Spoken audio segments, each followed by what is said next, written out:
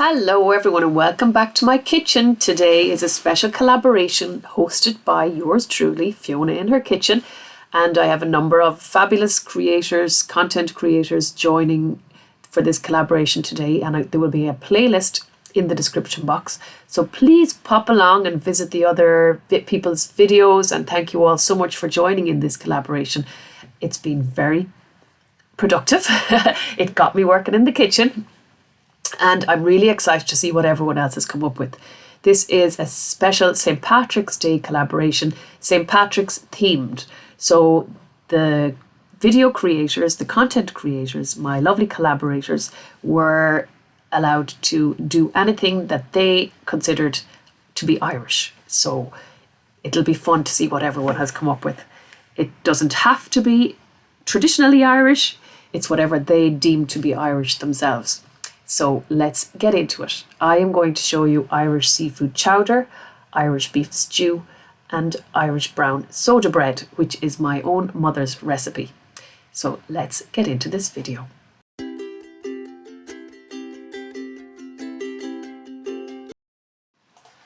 And I almost forgot to turn on the camera. So here you didn't see me chopping up my leek and my onion, but here I have my leek and my onion sauteing in some butter, and I'm softening that first before I move on.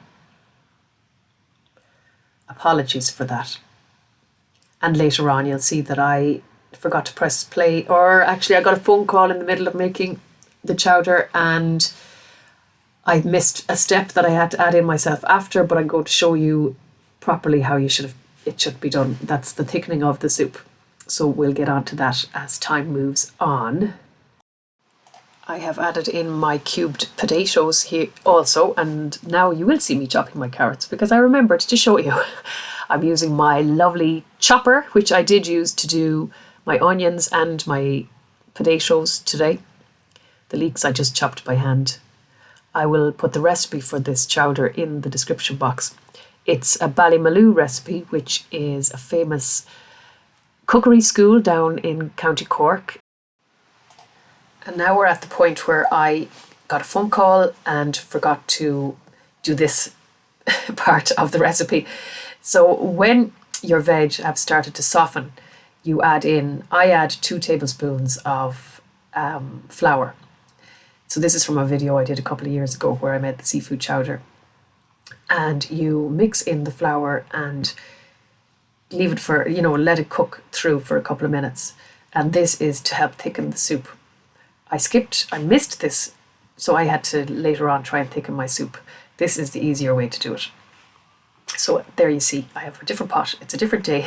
So that's this point. And then next we're going to move on to adding in our stock. So I'm using a veggie stock cube. And 0 salt. I like to cook with as little salt as possible. People can add in their own salt later if they need salt, but I think it's better to have less while you're cooking. So here is my veggie stock going in, and at this point there should have been the flour cooked through with the vegetables, but it isn't here. So there'll be no soup thickening here.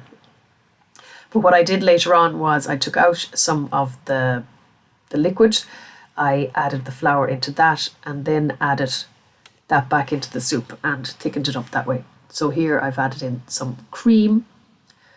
And now at the very end, when your veg and everything is cooked, you can add the fish just even a couple of minutes before you're going to serve the soup, because the fish literally takes only a couple of minutes to cook through. I'm using 2 packs of a seafood mix that I got in Aldi, I think. No, Dunnes Stores, sorry. It was Dunnes Stores. And apart from adding in some herbs at the end, your soup is basically done now at this stage. It's as easy as that. It's a teaspoon of parsley I'm adding in. And then a teaspoon of dill. Dill is absolutely delicious with fish dishes, so it's a really good addition into this chowder.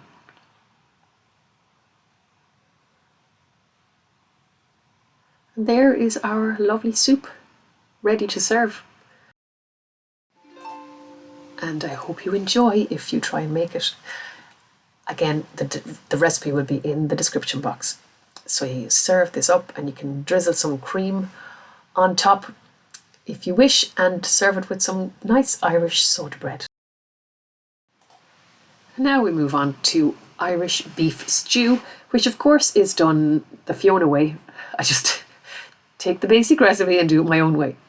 So today I'm chopping up my onions, carrots, and I'm using up some leek that's left over from the seafood chowder that I made earlier in this video, which we had last Friday, and this is Monday, and I'm going to make enough beef stew for 2 days. So I'm adding in my Irish beef, stewing beef. I will put a basic description in the recipe in the description box, but you can kind of fiddle around with it like I did. Now I'm adding in my chopped carrots, leeks and onions. I'm using my slow cooker, so I'm doing this after the kids have gone out to school. I have a pepper I want to use up, so the pepper is going into the Irish beef stew. Who's going to stop you? I'm putting in a beef stock cube, which again has 0 salt.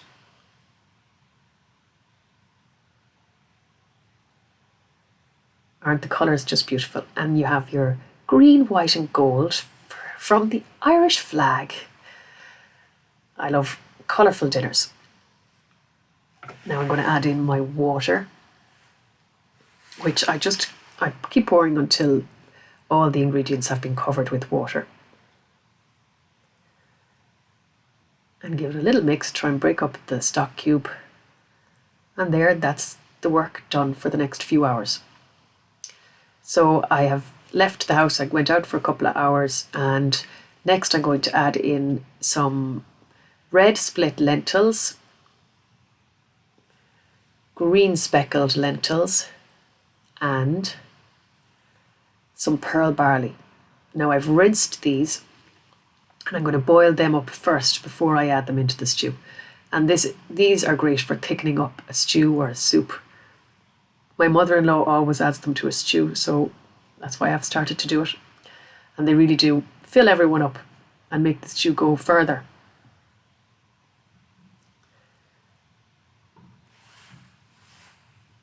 Give it a nice mix and then you can put back on your lid and leave everything cooking away.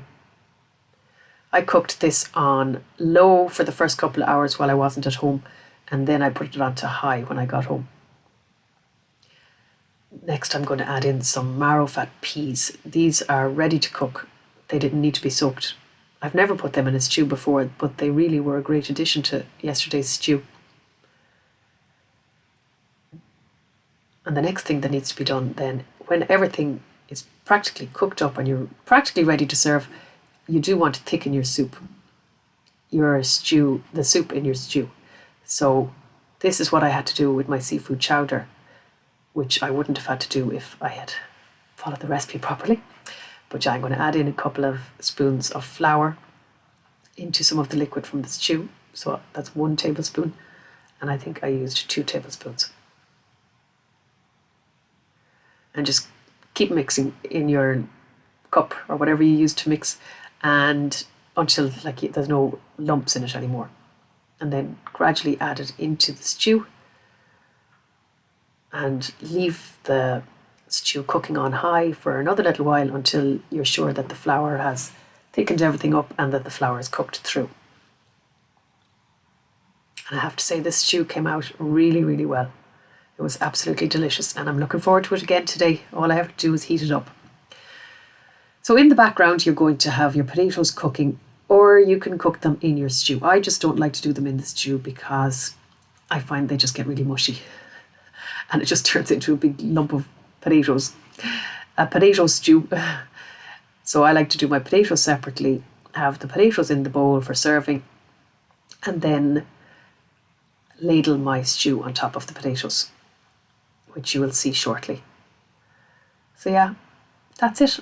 There's your Fiona Irish beef stew. Very filling, very warming, and thoroughly delicious. And when you're cooking at home in your own kitchen, nobody can tell you what you can and can't do. So there it is, all ready to serve up. Here is what I meant with the potatoes are already in my bowl, and I ladle in my stew on top, and doesn't it look absolutely delicious? I'm getting hungry now looking at it. It was a cold day yesterday. This was just perfect to warm everyone up. So I hope you've enjoyed this, and again I'll have a basic recipe in the description box. And now we're moving on to our Irish brown soda bread. And I'm following my mother's recipe. She has been kind enough to write it out for me and send it to me. So I have it there. I will show you later exactly what's on the recipe, but anyway, here's the ingredients I'm going to use. So we use plain white flour, wheat germ, wheat bran, olive oil, bread soda, salt, a beaten egg, and 400 mils of buttermilk. Now I don't have buttermilk. This is how I make my buttermilk. Just use some regular milk, put in a little bit of lemon juice, and give it a stir and leave that to curdle, and there you'll have your buttermilk. Now my mother did say not to have the milk freezing cold coming from the fridge, so that's why I'm going to add in some boiling water. It's a very forgiving recipe, and then we'll get into making our bread, and I'll tell you the amount of the ingredients as we go along. I'll read my mother's recipe. Firstly, I'm going to add in my dry ingredients, so I'm going to use 2 1/4 cups of plain flour,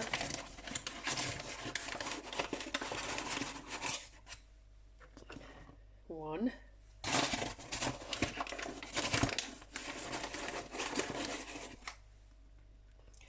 2 1/4. Next is 1 cup of wheat germ,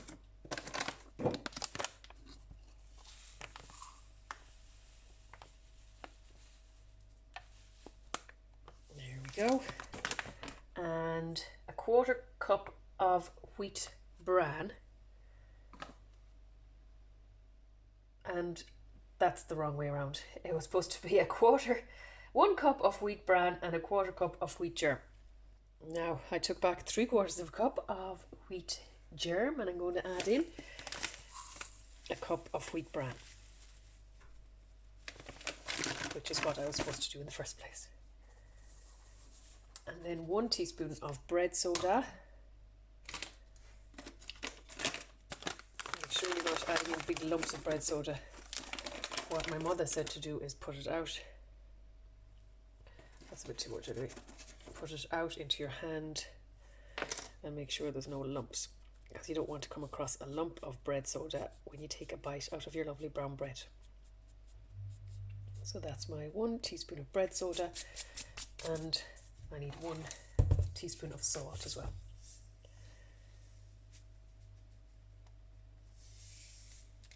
So I'm going to mix all the dry ingredients together.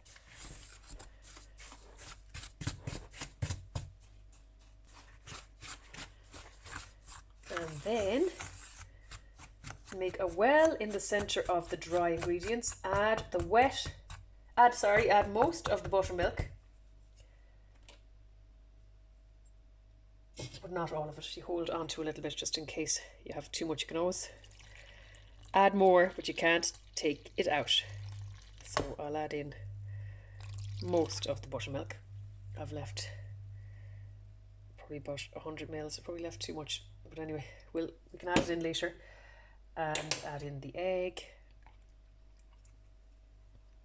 and add in the olive oil. I need a tablespoon of olive oil. Use any olive oil that you have.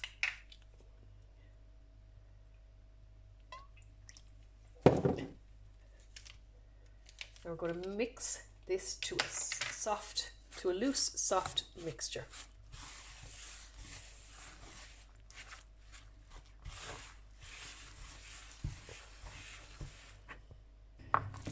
Now I added a little bit more milk, probably about 40 mils, because it just looked a little bit dry for me. So there we go. There's my soft, loose mixture. I have my tin warming in the oven. I'm going to grab it now. Now I have my tin lined. She said to use a 7x4" tin, which I don't have. This is a 9x4, so we'll see how it turns out. But if you don't line your tin, you can just grease it. And we're going to pop in our nice soft wet mixture. Now this is my first time copying her exact recipe, so it will be interesting to see how it turns out. Now I'll just squish that down with a spoon.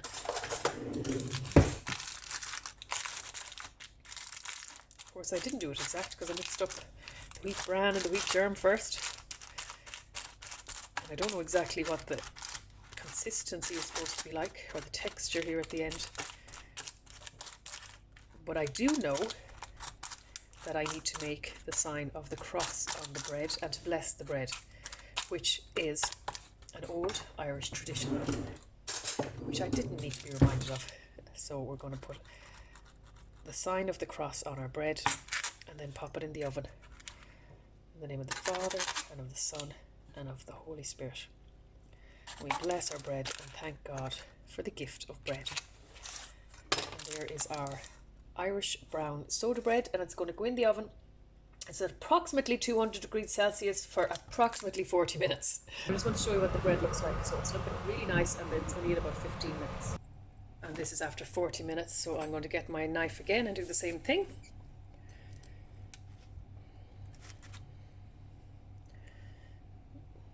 Now it still seems a little bit wet, so I will just put it back in for another 5 minutes.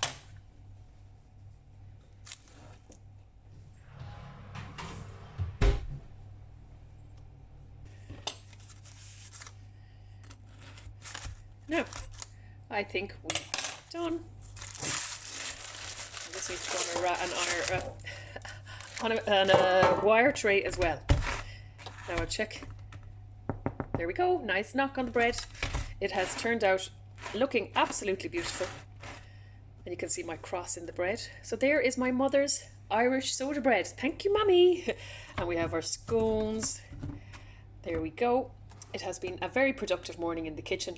And thank you all so much for watching. And thank you to all the lovely ladies who have joined the collaboration today. Don't forget to go to the description box and get click on the link for the playlist link for the collaboration, and tell them all I sent you over. And ladies, it has been a pleasure to work with you all. Thank you so much. Happy St. Patrick's Day to everyone. I'm going to put a link in the description box as well for some information on St. Patrick and how he brought Christianity to Ireland, and it's because of St. Patrick that we have the Catholic faith in Ireland today. So yeah, click on that and learn something about Irish history, about the real St. Patrick and the real reason for St. Patrick's Day, and the history behind the shamrock as well. God bless you all. Bye.